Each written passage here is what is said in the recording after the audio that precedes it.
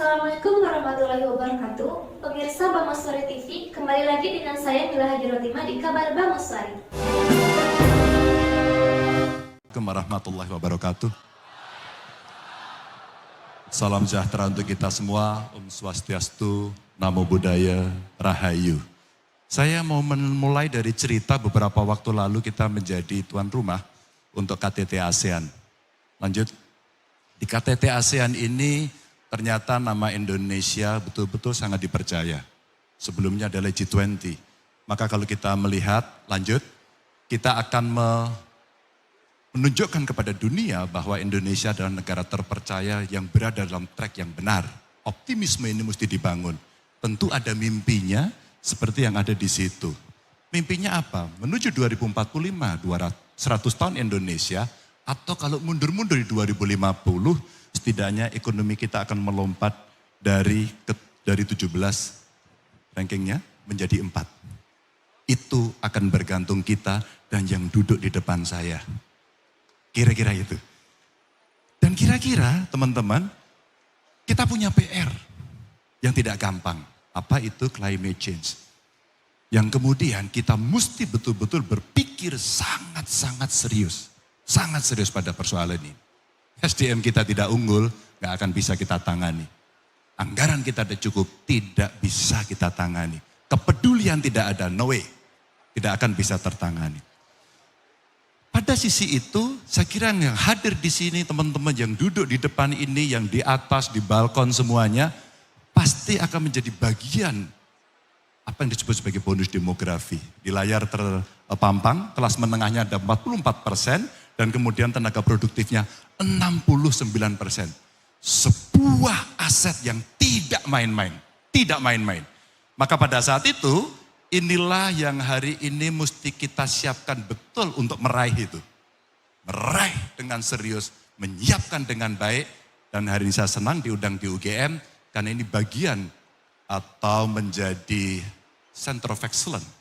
Kampus yang betul-betul sebenarnya bisa kita ajak, kita order untuk merancang itu dengan baik, dengan data yang bagus, riset yang bagus dan seterusnya.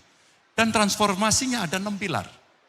1, soal pangan yang mesti dipenuhi, India sudah tidak mau mengekspor lagi. India tidak mau. Vietnam, Thailand menahan diri. Indonesia yang kaya banget, apakah cukup bisa meningkatkan produktivitasnya? Apakah cukup SDM kita memberikan? Apakah cukup benih yang baik? Apakah cukup saprotan yang bagus? Dan apakah ada off-taker yang bisa mengambil sehingga stabilitas harga tercapai? Pangan, termasuk diversifikasinya.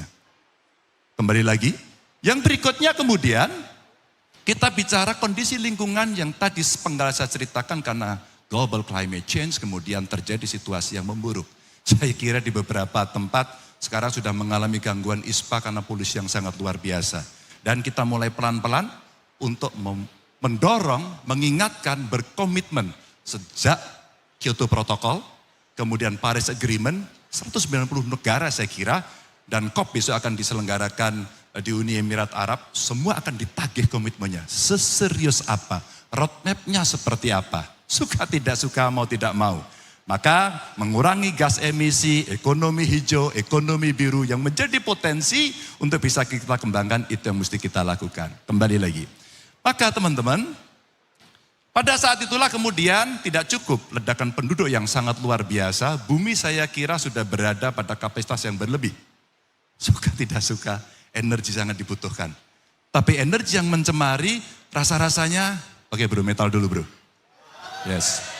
Energi yang mencemari pasti sudah akan ditolak. Pasti sudah akan ditolak. Tapi yang renewable yang mana? Apakah sudah cukup? Panel suryanya sudah cukup belum? Tenaga anginnya sampai di mana? Ya enggak? Geotermanya sampai di mana? Ini hari yang menjadi PR dan ada 2 senario besar. Senario moderat 2034 kita 31,8%. Di 2029 kita 23,5%. Tapi kalau mau skenario optimis, kira-kira 2034 kita berada di 56,9%. Berat, tapi kita harus lakukan. Suka tidak suka, no choice. Ini yang akan terjadi. Kembali lagi, maka pada saat itulah percepatan yang harus dibangun itu tidak cukup mengandalkan hanya human.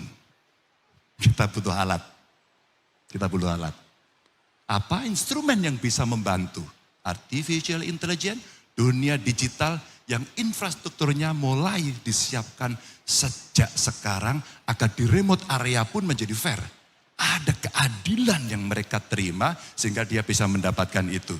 Dan kalau itu bisa berkembang sampai dengan ekonominya, bahkan sampai ekonomi digital itu ada potensi yang bisa kita baca. Saya coba mencari teman para pakar untuk menghitung 4.531 triliun.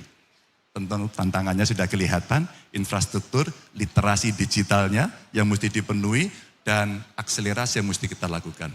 Kembali lagi, maka teman-teman, Bapak Ibu sekalian, energi sudah, digitalisasi sudah, maka pendidikan dan kesehatan, tugas negara.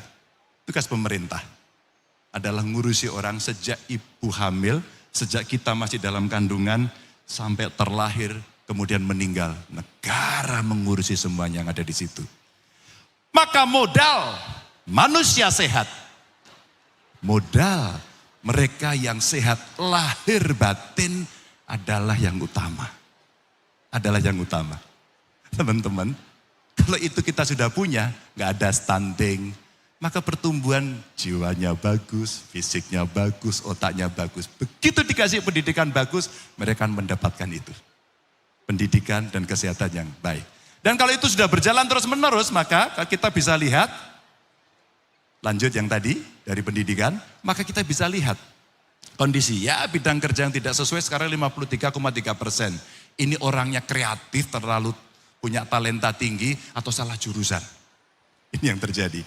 Upah di bawah UMR masih 49, maka hari ini menjadi PR yang nanti mesti kita bereskan. Dan tingkat pengangguran terbuka masih 5,83%. Maka job creation yang hari ini betul-betul kita butuhkan.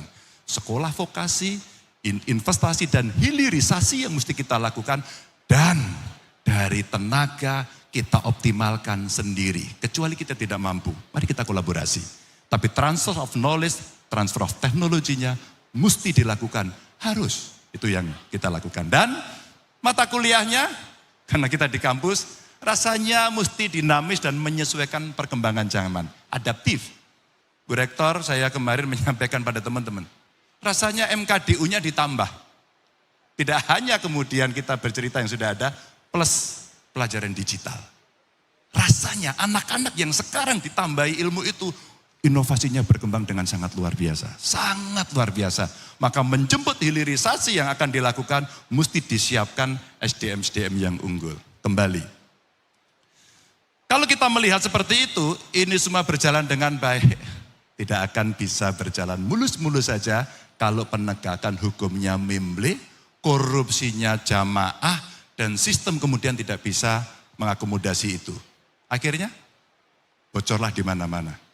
Ini problem yang kemudian mesti kita tangani. Kita lihat saja kalau dari grafik yang saya munculkan itu antara yang orange dengan yang biru berapa kasus dan berapa tersangkanya. Tapi menghukum tidak cukup. Mencegah jauh lebih baik. Maka memberikan pendidikan anti korupsi sejak dini rasanya menjadi sebuah kewajiban. Membangun integritas sejak dari dini. Dan tantangannya kebiasaan korup, kebijakan korup, sistem aturan korup, dan praktek yang korup. Saya kurung di dalamnya. Apa karena aktor, regulasi, atau kelembagaannya. Ini yang kemudian menjadi kita tata, sehingga penguatan aparat penegak hukum mulai jaksa, KPK, dan kepolisian is a must. Termasuk reform di masing-masing kelembagaannya. Kembali lagi. Maka teman-teman, kalau kita melihat dari ini, next. Ada 3 fondasi melipat gandakan anggaran untuk mengcover itu, melakukan digitalisasi di dalam dunia pemerintahan agar lebih cepat dan membasmi korupsi. Ada regulasi, sistem dan kelembagaan, dan aktor yang harus dilakukan. Terakhir, maka ingin saya sampaikan bahwa lanjut, ada 7 yang kemudian mesti kita sampaikan. Membangun SDM produktif sebagian tadi saya sampaikan, stabilisasi harga pokok yang mesti kita lakukan, dan kemiskinan mesti dihapus setidaknya yang ekstrim mesti nol. Kerjaan sudah dimulai. Memperkuat jaring pengaman sosial sampai dengan hilirisasi menuju industrialisasi kelasnya dunia. Dan tingkatkan nilai tambah infrastruktur yang hari ini sudah dibangun oleh pemerintah sebagai fondasi yang kuat. dan mari kita kembalikan alam Indonesia jauh lebih baik. Terima kasih. Wassalamualaikum warahmatullahi wabarakatuh. Demikianlah kabar Bangun Sore kali ini. Kita akan kembali di kabar Bangun Sore berikutnya. Saya Mila Hajar Khotimah beserta seluruh kru kerabat kerja yang bertugas undur pamit. Billahi taufiq wal hidayah. Wassalamualaikum warahmatullahi wabarakatuh.